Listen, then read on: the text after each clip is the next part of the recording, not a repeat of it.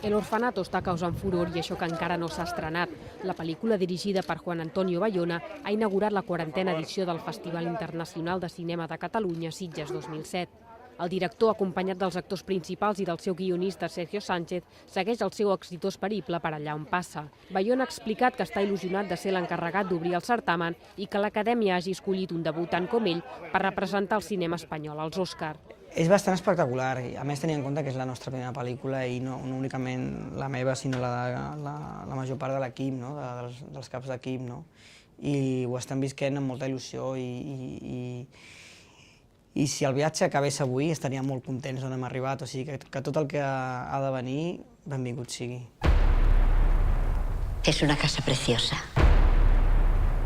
¿Cómo dieron con ella? L'òpera prima de Bayona és un inquietant relat de terror que té lloc en un hospici fantasmagòric. Hereva del subgènere de cases encantades, El Orfanato explica el retorn d'una dona a l'orfenat en el que va viure la seva infantesa. El seu objectiu és obrir una residència per nens discapacitats, però aviat descobrirà que el seu fill sembla comunicar-se amb unes estranyes presències.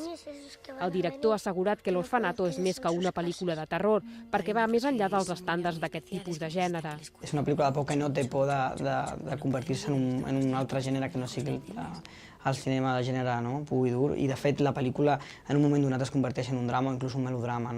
I jo crec que és aquesta vessant més melodramàtica o emocional la que a mi em va interessar més el guió, quan vaig llegir el guió, que em semblava que tenia moltes possibilitats, tenia unes seqüències de por realment extraordinàries i molt goloses de fer, però a la vegada tenia aquest component emocional que era el que realment em feia sentir la pel·lícula com pròpia, com si l'hagués escrita jo. Belén Rueda fa El Orfanato la seva primera actuació com a protagonista en un llargmetratge que ella considera molt més que una pel·lícula de terror.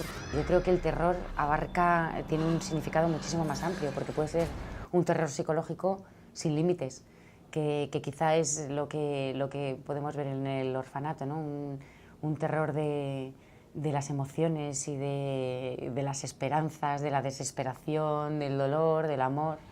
La pel·lícula s'estrenarà a les nostres pantalles el pròxim 11 d'octubre.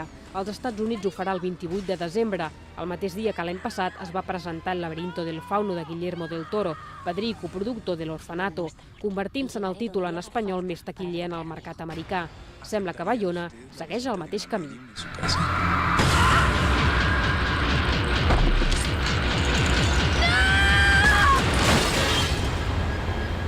¿Qué se supone que tengo que hacer? Usted oye, pero no escucha. No se trata de ver para creer, sino de creer para ver. Crea, entonces verá.